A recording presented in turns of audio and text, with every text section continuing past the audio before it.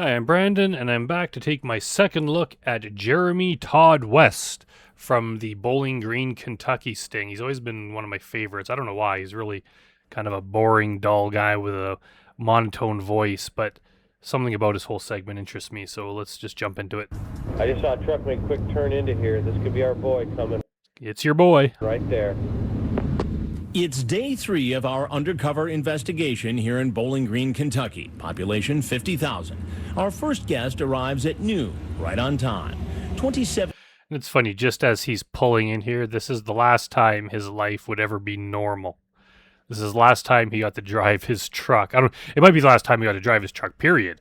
Also just the last time he drove it under normal circumstances, because after that, his life would be different. 7-year-old Jeremy Todd West pulls in the driveway. It's kind of funny. At first, I didn't even see Casey standing here. She almost like blends in because her shirt is like exactly in line with the color of the door, and then her head is like almost on the window part of the door here. It's kind of hard to see her standing there. She's like camouflaged. And our decoy invites him in. Hey. How's it going? Good, how are you? And just wouldn't it be weird that someone you've been talking to on the phone that you've developed this, quote unquote relationship with, even though in this case it's hugely inappropriate. But if this was a normal person that you're going to meet, an adult, and they were just so excited to meet you, and they're standing outside waiting as you get out of your vehicle, and then they just stay way far away from you and like just run into the house, always keeping the distance. Like, wouldn't that be weird? Like, you figure they'd come and, shake your hand or hug you, that kind of thing. Obviously, in this case, we don't want any physical contact, but these guys, I just wonder what would be a red flag big enough for these guys to be like, something's wrong, I'm leaving. Calling himself Bandit 8077, he starts Bandit. chatting It's weird. He looks like a completely different guy in that picture. online with a decoy posing as a 13-year-old girl. And is that his hair? Or is he wearing a backwards ball cap or something? It looks like he has like a Beatles haircut or something. Either that or that's is like some kind of toque. What the hell is that on his head? If anyone knows, let me know. Girl. After only about 20 minutes, he says he'd like to meet. 2 days later, he asks her this. Are you wanting sex when we meet? I don't know. I mean, nice enough for him to ask, even though it's still completely illegal because she can't consent, you idiot. And also, what way is that to spell wanton? Or you? I don't even know you. If we do, would you want to do it there or go somewhere and do it? The chat goes on for almost... Like, what an idiot. Does he want to do it in his truck? Is that what he's hoping for? Or I doubt he'd want to spend the money on a motel room or something. a month. It looks like a blossoming romance. 2 weeks into their chat, he tells her, I would most likely want you to be my future wife. She tells him she... And again, that's the same thing with Lauren. Like, we get a few of these guys that want that. Once they realize that they have a live one here, they have some girl that's putting up with all their bullshit and seems to be playing along, they don't want to let her go. They want to solidify plans, not just for meeting up one time, but for their entire rest of their lives. They want to make sure that, like, hey, the day you turn 18, we're going to get married, right? Like, I'm not ever letting you go. You don't ever get to have anyone other than just me. He wants to be the dominant force in her life for the rest of her life. Like, she's probably never had a boyfriend before, and now it's like Jeremy Todd West, this 300-pound old man to her is going to just be her partner forever. How could he possibly think that's appropriate? wants to finish high school first. A jarring reminder that this is a chat between a 27-year-old man and a girl who says she's in 8th grade. 2 days before he's supposed to meet the girl, he starts to get worried. But one thing that keeps running through my mind is if I get caught, I seen this Dateline thing where they are busting... See, he's got some kind of intelligence. There's a couple marbles rolling around in there that, he's like, wait a minute, I think I'm getting a thought here. And it's like, I saw this Dateline thing. Maybe this is that. It's like, dude, listen to that. First of all, don't prey on minors. Don't be doing this. But also, don't get busted. His life would have been different if he just was not a predator and just changed his ways once he realizes, wait, this is a sting. Maybe what I'm doing is wrong. Maybe I should just stop doing this altogether and not talk to underage people. But nah, he just pushes it out of his mind and drives over there. guys with cops trying to have sex with young kids. Oh, you think that? Damn, cops always get in the way of Jeremy Todd West's fun. It's the reason cops are trying to bust guys like you. It's me? No, but it just scares me, though. Apparently, it doesn't scare him enough. Bandit 8077, a public works employee from Tennessee, makes himself at home. Dang, these chairs are nice. Here we got the chairs are noise. We got another guy in a red vehicle and a red shirt. I bring that up. There's so many guys that wear red. So how's it going? Okay, so I guess that probably was the same hat he was wearing in that picture. It's just at the right angle. It's hard to tell. So far, so good. That's good. Oh, come on, dude. Stay. She's just like, stay the fuck away from me. Seated. Well, I was going to give you a hug. Well, let's Why talk don't you first. sit down before you... Yeah, she just puts her hand out. I wish they kept going. Obviously, like Chris is like, oh, we can't let him get anywhere near Casey.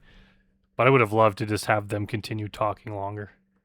And I think I brought this up last time. What is this painting on this like easel here? Is that a normal way for people to display paintings? Like, did the NBC crew put this here, or is this just a piece of artwork in the house? Because usually paintings are hung on the wall, like this one, not just put on an easel that's like where anyone's going to trip on it walking in and out of this doorway. give any hugs here, and we're going to have a little chat. What's going on? And he just immediately crosses his arms like this, like he's just going to pout.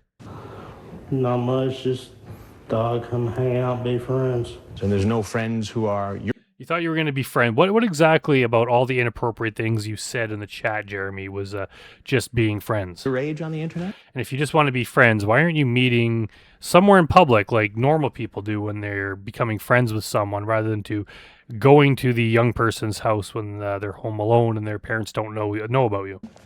Yeah. Yeah. So why can't you talk to them? No, I know what you're doing. Don't go there, please. I know what you're doing. Beg, Jeremy, beg. You talk about taking her out to buy sexy bras and panties and thongs. I had a feeling this was it. You had a feeling, what was it? Like, he's just trying to act like such a sad sack, like he's just so pathetic that we should feel bad for him. You said all that stuff, man. Like, you expect sympathy after doing all that? We don't have sympathy for Vincent Ambrosio, and he's like almost a decade younger than you. You should damn well know better. Just because you're sad and depressed and lonely and pathetic doesn't give you the right to do this kind of thing to an underage person. This was a setup. We would be kissing and my hands would caress your sexy body. I made a mistake. I made a royal mistake. You made like a whole bunch of mistakes. And this wasn't like one mistake. This chat went on for a month. So you can't consider the whole thing a mistake. You repeated this mistake day after day. And obviously you were thinking about it because you brought up the fact that police catch guys like this, and there's been televised stings catching people doing this. So you had to know it was wrong. You had to know it was illegal. You had to know there was a chance you're going to get caught. You just kept doing it anyway. And obviously that was on your mind. So this is not one mistake. This is repeated behavior you did over and over again. I wouldn't go to sleep with her. I promise I wouldn't. I talked about it. Oh, the predator promises he wasn't going to do anything after repeatedly saying he was going to do everything. I wasn't going to do it. Remember, he's been talking online about having sex with a 30-year-old for almost a month. I was wrong. Then why did you do it, Todd? Explain it. I just weak moment. I have. A weak moment. This is obviously like a core part of his personality if he's willing to let this one chat dominate his entire month and then want to marry the decoy. Obviously, I mean, there's a chance that he was lying. He just wanted to say that to, like, quote, reel her in and then just do what he wanted to do and then never be seen again. But I think some of these guys, they would want to keep this person trapped until they're 18 and then marry them just so they can never, ever let go. So this isn't just a momentary lapse of judgment or just doing something foolish one time. This is something that he planned to be part of his life forever, and he spent all his time grooming her. He's a much worse person than he's letting on. Feeling something was wrong. Do you ever watch Dateline? I've watched it once. Did you ever think you'd actually be on To Catch a Predator? Well, Todd, there's something I got to tell you. I'm on it. I'm Chris Hansen with Dateline I'm on it. NBC. Dude, don't. You can walk right out the door you came in. Leave me. Leave him. Leave. Did you say leave me and then he said leave him? What does that mean? Don't. You can walk right out the door you came in. Leave me. Leave him. Please leave me, leave him? What? And just like he's seen on TV, law enforcement is outside waiting to arrest him. Sheriff's office, come on down. Come on down. Straight down, hands up. Get on your face. Get on your face right now. Hands out. Put them behind your back. Do not move. Help. Help. He's Oh, he's just so gross. taken to the local police station, and when questioned by an agent from the Kentucky Bureau of Investigation, he sticks to his story. Now, I wasn't going to do anything more than just be friends. Like, this guy's voice could put anyone to sleep. That was it. He tells the officer he's worried about being on Dateline. You're probably going to appear on their show at some time. And part of the reason is they use that as a deterrent for other people to not get themselves in this situation. Like, I should have just stayed away. No shit. Everyone realizes that. Even Lauren probably realized that. Of course he should have stayed away. Of course he shouldn't have done the illegal, horrible thing. You're surprised that that's the lesson out of this? And it's like, yeah, that cop's right. It's like, yeah, we have to do these kind of things. We have to sacrifice some of these guys and humiliate them just to kind of prove a point that this kind of thing can be allowed and is going to follow you around for a long time, and you shouldn't do it. But these guys just never seem to learn. All right, well, that was a fairly short one, but thanks for watching, everyone, and I'll see you next time.